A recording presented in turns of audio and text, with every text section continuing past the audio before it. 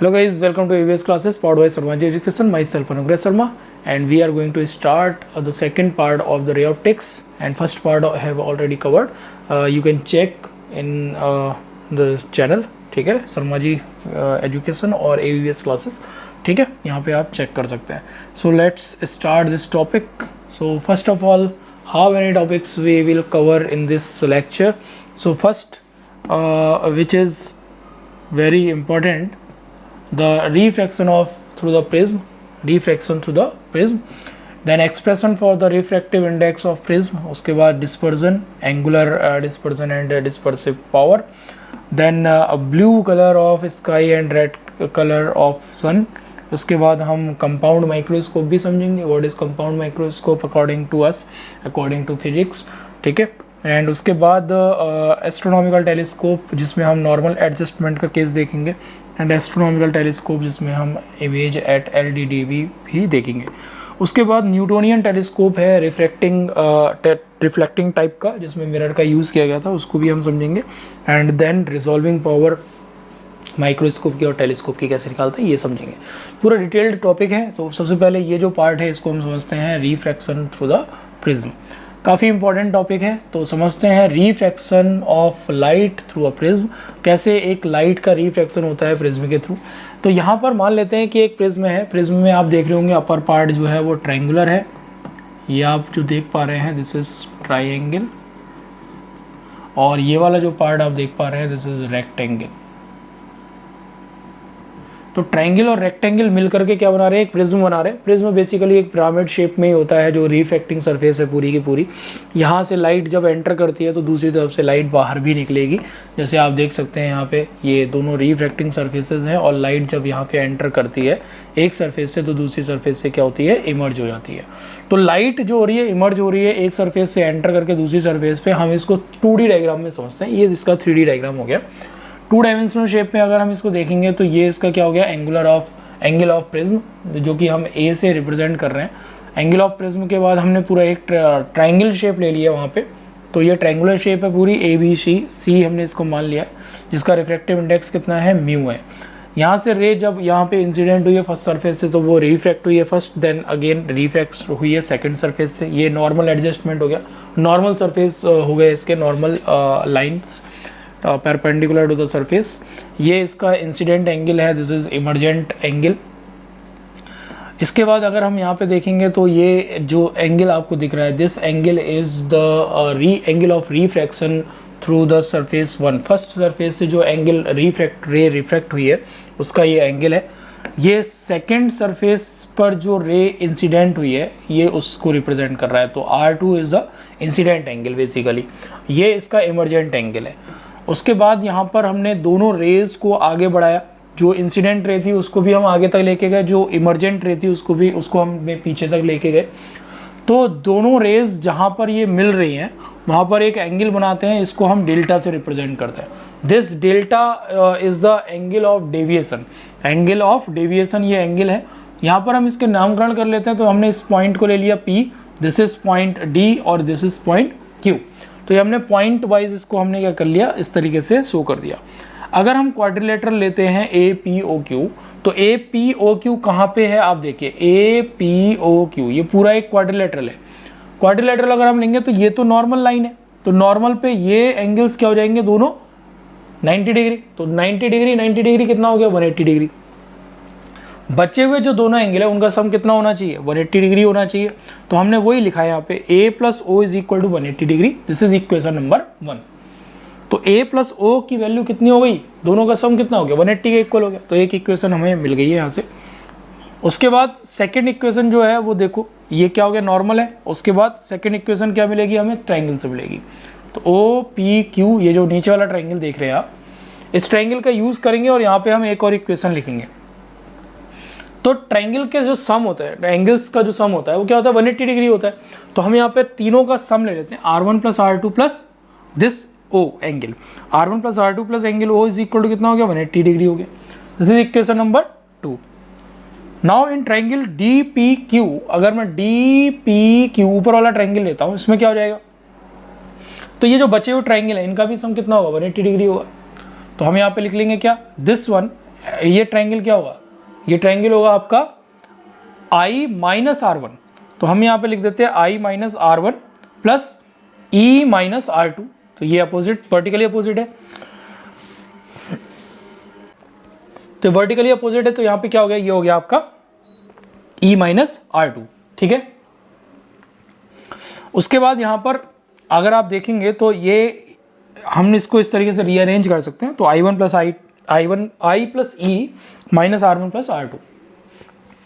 अब ये तीन इक्वेशन हमारे पास निकल के आ गई हैं, तीनों इक्वेशन को हमें कुछ इस तरीके से लेना है। फर्स्ट इक्वेशन यहाँ पे देखिए, फर्स्ट इक्वेशन और सेकंड इक्वेशन से अगर हम देखेंगे तो फर्स्ट और सेकंड इक्वेशन से क्या मिलेगा, from first and second equation से हमें क्या मिलेगा, A is equal to R1 plus R2, क्योंकि ये O आ रहा है और यहाँ पर भी O है, दोनों 180 के इक्वल है, दोनों को आपस में इक्वेट कर सकते हो, तो 180 से 180 कैंसिल हो जाएगा, O से O कैंसिल हो जाएगा, तो R1 plus R2 will be equal to A।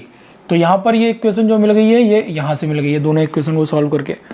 उसके बाद यहाँ से अगर आप थर्ड इक्वेशन से देखोगे, थर्ड इक्वेशन से आपको क्या मिलेगा, delta is equal to I plus E minus R1 plus R2 था, तो हमने R1 प्लस R2 को यहाँ से रिप्लेस कर दिया 1 से, तो A माइनस A यहाँ पे हमने इसकी जगह पुट कर दिया है, ये माइनस A यहाँ पे यहाँ से यहाँ ट्रांसफर हो जाएगा, तो ये हो जाएगा delta plus A is equal to I plus E। तो ये एक इक्वेशन निकल के आ गई, एक रिलेशन हमारे पास मिल गया है। Now the sum of angle of incidence and angle of emergence is equal to the sum of angle of prism and angle of deviation. ये रिलेशन हमें यहाँ से मिल रहा है, तो आप इस रिलेशन को अच्छे से देख सकते हैं। Now we will talk about the variation of the angle of deviation with the angle of incidence. तो एंगल ऑफ इंसिडेंस के साथ में किस तरीके से एंगल ऑफ प्रिज्म जो एंगल ऑफ डेविएशन है वो वेरी करता है, वो हम समझ लेते हैं। तो यहाँ पे एक ग्राफ देखते हैं, ये है एंगल ऑफ इंसिडेंस के लिए एक्स एक्सिस, वाई एक्सिस पर हमने ले लिया है एंगल ऑफ डेविएशन। तो आप देखेंगे ग्राफ कुछ इस तरीके से प्लॉट होता है। जब यहाँ पर एक चीज़ देखने को मिल रही होगी, यहाँ से यहाँ तक अगर आप देखोगे ये मिनिमम वैल्यू आ रही है किसकी, this is the minimum value of this, okay. तो मिनिमम वैल्यू आ रही है किसकी, ये आ रही है आपकी एंगल ऑफ डेविएशन की। यहां तक हम कह सकते हैं angle of deviation angle of incidence के साथ में डिक्रीज कर रहा है, ठीक है। इसके बाद अगर आप देखोगे तो वो इंक्रीज कर रहा है, तो हम कह सकते हैं कि angle of deviation angle of incidence के साथ में एक मिनिमम वैल्यू तक तो क्या करता है, डिक्रीज करता है। जैसे जैसे एंगल ऑफ इंसिडेंस बढ़ेगा एंगल ऑफ डेविएशन क्या होगा, कम होगा। एक मिनिमम वैल्यू गेन करने के बाद उसके बाद क्या होगा, एंगल ऑफ इंसिडेंस के साथ एंगल ऑफ डेविएशन भी बढ़ेगा। जैसे जैसे एंगल ऑफ इंसिडेंस को बढ़ाओगे वैसे वैसे एंगल ऑफ डेविएशन भी बढ़ेगा। तो ये रिलेशन है, यहाँ पे आप इसको समझ सकते हैं कुछ इस तरीके से। तो आई ये जो वैल्यू है ये आई इज इक्वल टू ई पर जब angle of incidence emergent angle के इक्वल हो जाता है, उस वैल्यू पर जो डेविएशन एंगल है वो मिनिमम वैल्यू देता है, यानी कि मिनिमम डेविएशन एंगल हमें मिलता है, ठीक है। तो ये हम कह सकते हैं when angle of incidence increases the angle of deviation decreases. जब एंगल ऑफ इंसिडेंस बढ़ रहा है तो एंगल ऑफ डेविएशन डिक्रीज हो रहा है यहां तक। फिर वो कह रहा है at a particular value of angle of incidence the angle of deviation becomes minimum and it is called the angle of minimum deviation. एक पर्टिकुलर वैल्यू तक वो डिक्रीज होता है और जहां तक वो डिक्रीज होता है वो मिनिमम वैल्यू क्या कहलाती है, वो मिनिमम वैल्यू कहलाती है angle of minimum deviation, okay. और इसको हम रिप्रेजेंट करते हैं डेल्टा एम से, और डेल्टा एम पर क्या होगा, आई ई के इक्वल होगा, जैसा कि वहां पे लिखा हुआ है। After minimum deviation angle of deviation increases with the angle of incidence. इसके बाद क्या होगा, एंगल ऑफ इंसिडेंस के साथ में मिनिमम जो एंगल ऑफ डेविएशन है वो भी क्या करेगा, इंक्रीज करेगा, दोनों ही इंक्रीज करेंगे। Now we will talk about the refractive index of the material of the prism. तो प्रिज्म के जो मटेरियल है उसका रिफ्रैक्टिव इंडेक्स अगर आपको निकालना है तो हम कैसे निकाल सकते हैं, उसको फाइंड करने का क्या तरीका है। तो हमारे पास एक रिलेशन था, अगर आपको याद हो, A is equal to R1 plus R2। तो इस रिलेशन का यूज हम कर सकते हैं, दोनों की वैल्यू R के इक्वल ले सकते हैं, यानी कि R1 is equal to R2 is equal to हम क्या ले सकते हैं, R ले सकते हैं। तो अगर हम ये लेंगे तो क्या हो जाएगा, यहाँ पे 2R हो जाएगा, या फिर R इज इक्वल टू कितना हो जाएगा, A/2 हो जाएगा, ठीक है। अब अगर r is equal to a by two आ गया तो हमारे पास एक रिलेशन ये भी तो था, है ना। तो यहाँ से e की वैल्यू निकाल लो, i की वैल्यू निकालोगे तो 2i इज इक्वल टू कितना हो गया, ये हो गया i plus delta M. 2i is equal to क्या हो गया, a प्लस डेल्टा एम, यानी कि i की वैल्यू कितनी आ गई, ये आ गई a plus delta M by two. ठीक है, ये वैल्यू आ गई। अब हमारे पास i की वैल्यू भी है, हमारे पास r की वैल्यू भी है, तो हम क्यों ना स्नेल्स लॉ लगा दें। स्नेल्स लॉ जब हम लगाएंगे तो स्नेल्स लॉ का यूज करके क्या मिलेगा, अकॉर्डिंग टू स्नेल्स लॉ क्या होता है, sine I upon sine r is equal to mu. तो साइन आई अपॉन साइन आर की वैल्यू हम यहाँ पे पुट कर देते हैं आई और आर की, तो हमारे पास जो म्यू का रिलेशन आ जाएगा वो आ जाएगा mu is equal to sine A plus delta M by two and upon में साइन ए बाई टू, ये रिलेशन हमें मिल जाएगा। ठीक है, now refraction by a small angled prism for small angle of incidence. Small angle of incidence के लिए prism की जो वैल्यू होगी, एक स्मॉल एंगल ऑफ प्रिज्म अगर है उसके लिए अगर हम देखेंगे तो म्यू की वैल्यू क्या होगी, आई और डेल्टा के बीच में क्या रिलेशन होगा वो हमें चेक करना है। ठीक है, तो हमें पता है कि mu is equal to sine I upon sine R होता है अकॉर्डिंग टू स्नेल्स लॉ, या फिर हम ये भी कह सकते हैं sine E upon sine R two, है ना। Sine E upon sine R two भी कह सकते हैं, क्योंकि हमने जो डायग्राम देखा था वो कुछ ऐसा था, रे डायग्राम प्रिज्म के लिए। यहाँ से रे जा रही थी इस तरीके से और यहाँ से इमर्ज हो रही थी, ये इसका नॉर्मल टू द सरफेस था, तो ये इमर्जेंट एंगल था, ये ई, ये हो गया angle of incidence, this is R1, this is R2। ठीक है, यही तो था। तो यहां से हम कह सकते हैं कि साइन I1 साइन आई अपॉन साइन R2 भी कह सकते हैं, या फिर यहां से कह सकते हैं sine E upon sign R2, ये भी बोला जा सकता है, म्यू के इक्वल होगा। तो अगर I assume to be small, अगर I की वैल्यू बहुत कम है तो R1 R2 और इन तीनों की वैल्यू भी कम होगी, क्योंकि ये अगर कम हो जाएगा तो बाकी भी तो कम ही हो जाएंगे। आप देखो यहाँ से रेयर से डेंस मीडियम में जा रही है रे, तो नॉर्मल की तरफ बेंड होगी, जिसकी वजह से एंगल ऑफ रिफ्रैक्शन कम हो जाएगा। तो अगर ये एंगल और कम हो गया तो ये तो बहुत ही कम हो जाएगा, है ना। तो अगर I की वैल्यू कम है तो R E और R2, R1 R2 और I E की वैल्यू भी क्या होगी, कम होगी। तो छोटे एंगल्स के लिए हम sine I sine theta is equal to theta लिख देते हैं। छोटे एंगल्स जब भी हम यूज करेंगे तो sine theta will be equal to theta. तो यहाँ पर क्या हो जाएगा, साइन आई आई हो जाएगा और साइन R1 R हो जाएगा, या फिर ई हो जाएगा साइन ई और साइन R2 के इक्वल हो जाएगा। तो mu is equal to I upon R1 और mu is equal to E upon R2, ये वैल्यूज मिल गई। दोनों को अगर हम कंपेयर करते तो क्या हो जाएगा, ये हो जाएगा i plus e is equal to mu R1 plus R2, या फिर म्यू ए के इक्वल हो जाएगा, R1 प्लस R2 ए के इक्वल था तो हमने यहाँ से रिप्लेस कर दिया। ठीक है, बट I प्लस ई किसके इक्वल है, ए प्लस डेल्टा के इक्वल है, तो हम यहाँ से कह सकते हैं A plus delta is equal to mu A, और ए को अगर हम यहाँ से यहाँ ट्रांसफर करेंगे तो हमारे पास क्या रिलेशन आएगा, ये आ जाएगा डेल्टा इज इक्वल टू, ये आ जाएगा delta is equal to A mu minus 1। तो ये रिलेशन आपको समझ में आ गया, ये रिलेशन काफ़ी इंपॉर्टेंट है, समझ लीजिए एक बार, A delta is equal to A mu minus 1। तो ये एंगल ऑफ प्रिज्म और मिनिमम डेविएशन के बीच में रिलेशन है। तो कैसे हमें इसके बीच में रिलेशन, क्वेश्चंस आते हैं इन पर बेस्ड, जब एक स्मॉल एंगल्ड प्रिज्म दे रखा है तो उस केस में डेल्टा और ए के बीच में क्या रिलेशन होता है, ये भी आपके एमसीक्यूज में भी पूछ सकते हैं और क्वेश्चन भी देते हैं numerical. Now we will talk about the dispersion of white light through a prism. एक प्रिज्म की वजह से व्हाइट लाइट अगर उसमें से पास होती है तो कैसे उसका डिस्पर्जन होता है। पहले तो हम डिस्पर्जन की बात करेंगे, डिस्पर्जन होता क्या है। तो dispersion is the phenomena of splitting of ray of white light into its constituents colour.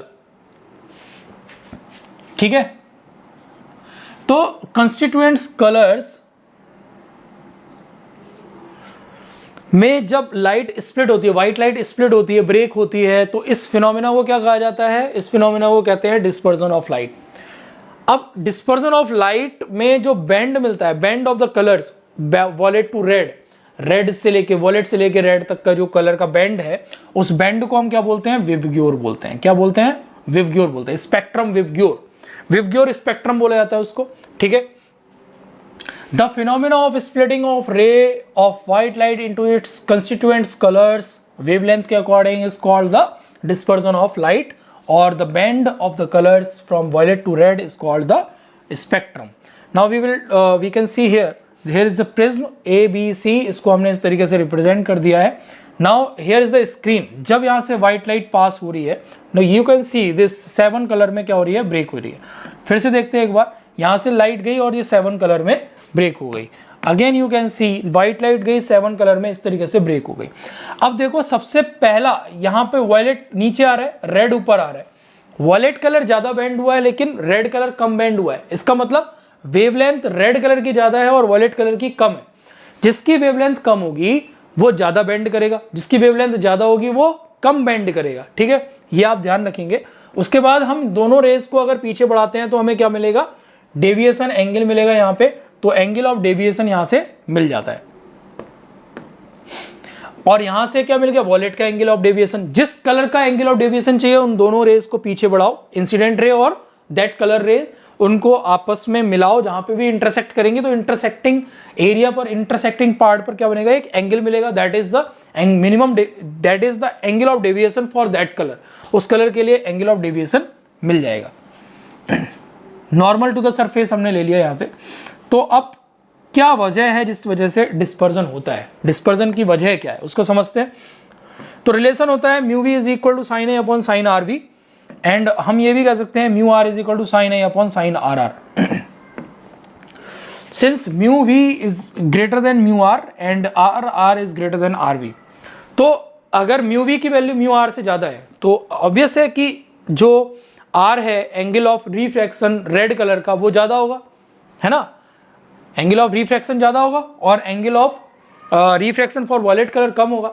ठीक है, तो यहां से अगर हम इसमें वैल्यू पुट करते हैं, ये कम है किसके लिए, रेड कलर के लिए। रेड कलर के लिए ज्यादा है और वॉलेट कलर के लिए कम हो रहा है। तो कम वैल्यू अगर है तो रिफ्रैक्टिव इंडेक्स ज्यादा होगा, यानी कि वॉलेट का रिफ्रैक्टिव इंडेक्स ज्यादा है और रेड का रिफ्रैक्टिव इंडेक्स कम है।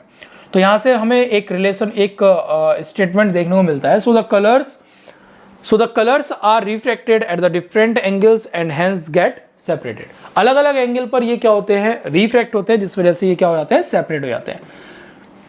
इसको हम कुछ इस तरीके से भी एक्सप्लेन कर सकते हैं कॉचीज इक्वेशन से, mu is equal to A plus B upon lambda square plus C upon lambda की पावर 4। एबीसी तो यहाँ पे कांस्टेंट है मटेरियल के लिए, हर एक मटेरियल के लिए एक अलग कांस्टेंट होता है। और लेमडा वी की वैल्यू जो होगी लेमडा आर से कम होती है, जिस वजह से रिफ्रैक्टिव इंडेक्स वॉलेट का ज्यादा होगा और रेड का कम होगा। But delta is equal to कितना होगा, ए म्यू माइनस 1, तो डेल्टा वी क्या होगा, ज्यादा होगा डेल्टा आर से। सो हम कह सकते हैं the colour get separated with the different angles of deviation. अलग अलग एंगल ऑफ डेविएशन पे सेपरेट होते हैं। Wallet is most deviated and red is least deviated. Wallet सबसे ज्यादा डेविएट होता है जबकि रेड कलर जो होता है वो कम डेविएट होता है। ठीक है, I hope it's clear to you, इतना समझ में आ गया होगा आपको। नाउ एंगुलर डिस्पर्जन की बात करते हैं। एंगुलर डिस्पर्जन क्या होता है इसको समझते हैं अच्छे से। तो इसके कुछ पॉइंट्स है, पॉइंट हम इसको किस तरीके से डिफाइन कर सकते हैं। पहला हम किस तरीके से डिफाइन कर सकते हैं, number 1, the difference in the deviations suffered by two colours in passing through a prism gives the angular dispersion for those colours. दो कलर हैं जिनके एंगल ऑफ डिस्पर्जन, जो एंगल ऑफ डेविएशन है उनका अगर हम सेपरेशन लेते हैं, जैसे मान लो रेड है, एक येलो कलर है, तो इन दोनों के एंगल ऑफ डेविएशन जो भी होंगे उन दोनों का सेपरेशन जो होगा that is called the angular dispersion. उसको हम क्या बोलेंगे, एंगुलर डिस्पर्जन बोलेंगे। तो पहली डेफिनेशन क्लियर हो गई। फिर से हम रिपीट करते हैं, द डिफरेंस, ठीक है, the difference in the deviations suffered by two colors in passing through a prism gives the angular dispersion of for those colors। दो कलर के एंगल ऑफ डेविएशन, ठीक है, दो कलर के the deviation suffered by two colours passing through a prism, जो prism से पास हो रहे हैं उनके एंगल ऑफ डेविएशन, उनके डेविएशंस का जो डिफरेंस होगा that is called angular dispersion. Second thing, दूसरी डेफिनेशन क्या कहती है, the angle between the emergent ray of any two colours is called angular dispersion between those colours. किसी भी दो कलर के बीच का जो एंगल ऑफ इमर्जेंस होगा, ठीक है, द एंगल बिटवीन इमर्जेंट रे के बीच, दो कलर के इमर्जेंट रेज जो है उनके बीच का जो एंगल है that is called the angular dispersion. ठीक है, सेकेंड डेफिनेशन ये बनती है। थर्ड डेफिनेशन क्या बनती है, it is the rate of change of angle of the deviation with wavelength. ये क्या है, वेवलेंथ के साथ में चेंज है वेवलेंथ के रेस्पेक्ट में एंगल ऑफ डेविएशन का रेट ऑफ चेंज है, this is denoted by phi. तो एंगुलर डिस्पर्जन को फाई से हम रिप्रेजेंट करते हैं, it is the rate of change of angle of deviation with wavelength. तो rate of change of angle of deviation with wavelength क्या कहलाता है, उसी को हम क्या कहते हैं, एंगुलर डिस्पर्जन कहते हैं। तो कोई भी हम डेफिनेशन यूज कर सकते हैं। तो phi is equal to finally क्या आ गया, delta we minus delta R. जब हम पूरे स्पेक्ट्रम की बात करेंगे, जब हम येलो और ग्रीन की बात करेंगे, तो हम यहाँ पे येलो और ग्रीन अगर लेते हैं तो यहाँ पे delta Y minus delta G करेंगे। तो इस तरीके से हमें वैल्यूज यूज करनी है, ठीक है। फाई इज इक्वल टू क्या हो जाएगा, mu we minus mu r into A. ये यहाँ से ही निकल के आया क्योंकि हमें पता है कि डेल्टा और ए के बीच में क्या रिलेशन होता है। डेल्टा इज इक्वल टू, हमने रिलेशन पढ़ा ही है, ये रिलेशन पढ़ा है। तो अगर मैं यहाँ से डेल्टा वी की वैल्यू निकालता हूँ तो डेल्टा वी कितना हो जाएगा, ये हो जाएगा ए म्यू वी माइनस वन, ठीक है। और डेल्टा आर कितना हो जाएगा, ये हो जाएगा आपका ए म्यू आर माइनस वन। अगर मैं ये वैल्यू यहाँ पे अप्लाई करता हूँ तो ये क्या मिलेगा, ये मिलेगा आपको phi is equal to, delta V की जगह हम ये यूज कर लेते हैं तो हो जाएगा ए म्यू वी माइनस वन, ठीक है। और फिर माइनस का साइन आ रहा है, ए म्यू आर माइनस वन, ठीक है। यहां से दोनों से ए को हम कॉमन निकाल लेते हैं और अंदर जो बचेगा वो लिख देते हैं, क्या हो जाएगा, mu we minus one minus mu R plus one. One से वन कैंसिल हो गया तो क्या आ गया, रिलेशन आपको दिख गया होगा, यही वाला आ गया। तो ये आ गया mu we minus mu r into A, ठीक है। तो ये किसकी वैल्यू आ गई, फाई की वैल्यू आ गई। I hope it's clear to you, ये समझ में आ रहा होगा आपको। तो ये फाइनल फार्मूला जो आया है वो यहाँ से निकल के आया है, इसी फार्मूले से हमने इसको क्या करा, डेराइव करा है। उसके बाद समझते हैं डिस्पर्सिव पावर क्या होता है। डिस्पर्सिव पावर को हम कैसे डिफाइन कर सकते हैं, dispersive power of the material of the prism for any two colours is defined as the ratio, ठीक है। It is the ratio of the angular dispersion for those two colours to mean deviation produced by the prism. तो उन दो colour के लिए जिसकी वजह से मीन डेविएशन प्रोड्यूस होता है, उन दोनों कलर्स का जो रेशियो होगा उसको हम क्या बोलते हैं, डिस्पर्सिव पावर बोलते हैं। The ratio of the angular dispersion उन दोनों कलर्स के रेशियो, एंगुलर डिस्पर्जन का जो रेशियो होगा, जो भी हम दो कलर यूज कर रहे हैं, ठीक है, चाहे वॉलेट ग्रीन यूज करें चाहे वॉलेट येलो यूज करें, दोनों कलर के एंगुलर डिस्पर्जन का रेशियो क्या कहलाता है, डिस्पर्सिव पावर कहलाता है। इसको हम डिफाइन कैसे कर सकते हैं, it may also be defined as the dispersion per unit deviation, ठीक है। ऐसे ओमेगा से हम इसको रिप्रेजेंट करेंगे, ओमेगा इज इक्वल टू कितना हो जाएगा, phi upon delta, where delta is the mean deviation and delta is equal to हम क्या लिख सकते हैं, delta V plus delta R upon 2v लिख सकते हैं। ओमेगा यहाँ पर क्या है, ओमेगा है यहाँ पे डिस्पर्सिव पावर या डिस्पर्सिव पावर, जो कि this is the ratio of the change in the deviation angle, या फिर हम जिसको हम एंगुलर डिस्पर्जन बोलते थे वो यही तो था। एंगुलर डिस्पर्जन को भी हमने delta we minus delta r से शो किया था। This is the angular dispersion phi and here is delta which is the mean of two colours. जिन दो कलर को हम यूज कर रहे हैं जिनका हम डिस्पर्सिव पावर निकाल रहे हैं, उन्हीं दो कलर का हमें क्या लेना है, मीन लेना है। तो उसके मीन के साथ में जो रेशियो होता है that is the dispersive power. और हम ये भी लिख सकते हैं omega is equal to mu we minus mu r into A upon में mu y minus one into A. Mu y is the mean of the violet and red, ठीक है।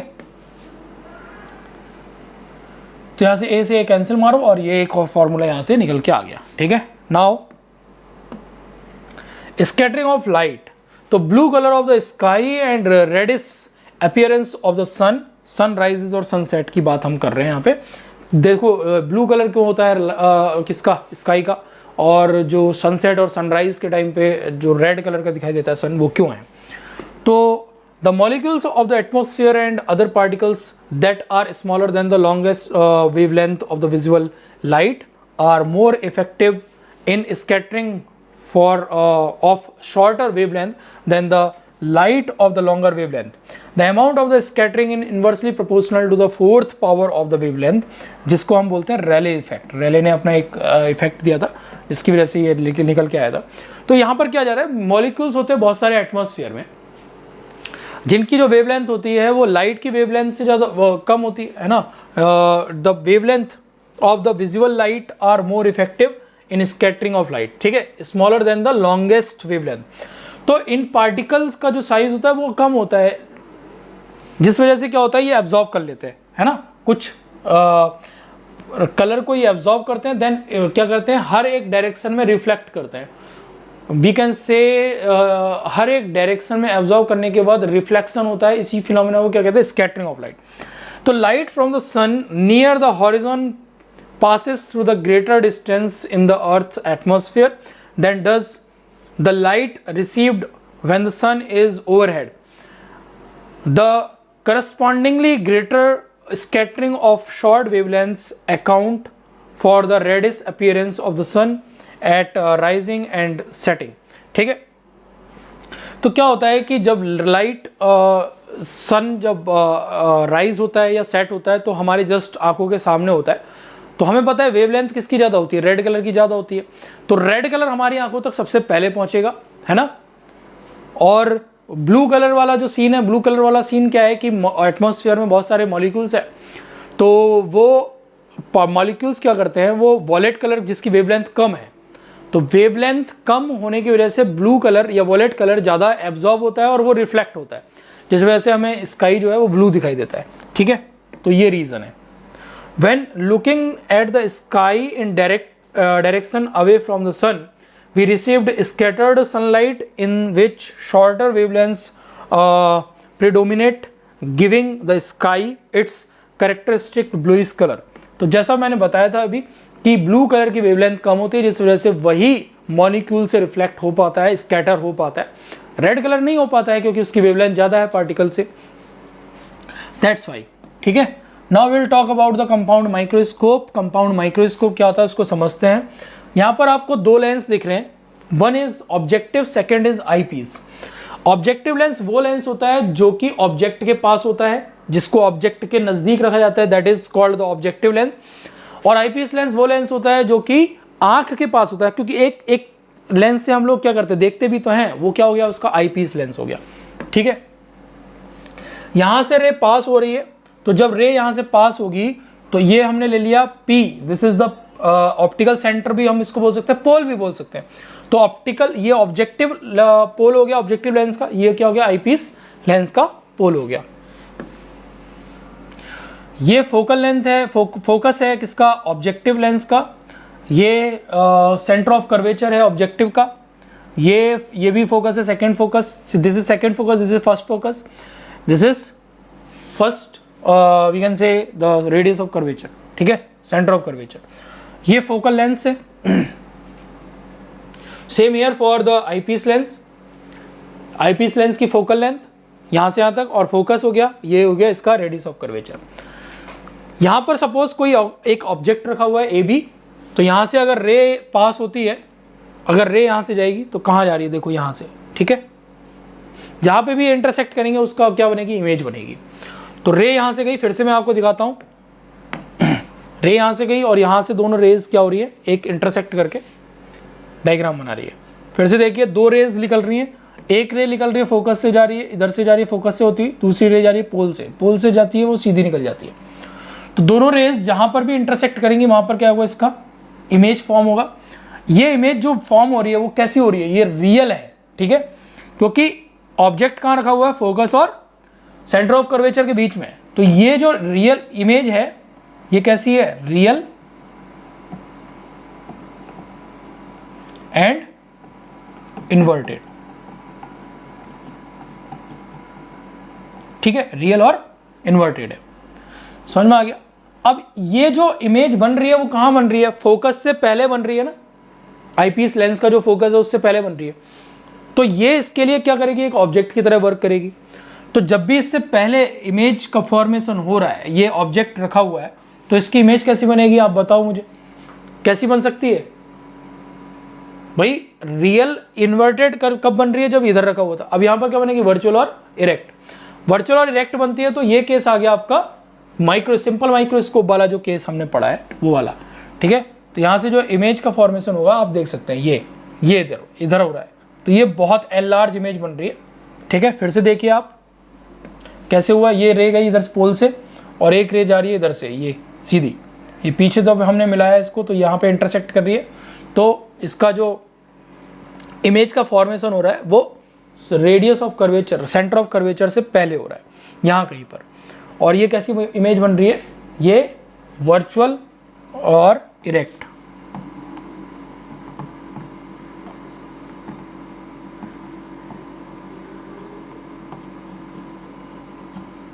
वर्चुअल एंड इरेक्ट, ठीक है, ये virtual and erect image बन रही है।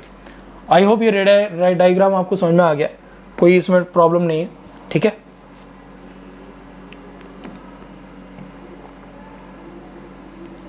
अब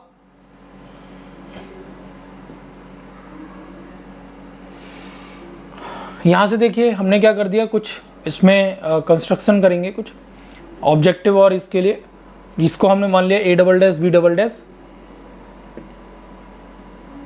ये हो गया UO, दिस इज VO, वहां से FE हो गया, D डिस्टेंस पर इमेज बन रही है, ये यहां से यहां तक, दोनों लेंसेज के बीच की जो लेंथ है उसको हम क्या बोलते हैं, ट्यूब लेंथ बोलते हैं, और ट्यूब लेंथ को हमने किससे शो करा है, L से शो करा है, ठीक है। नाउ ऑब्जेक्टिव क्या हो गया, the converging lens nearer to the object. Eyepiece क्या हो गया, eyepiece is the converging lens through which the final image is scene.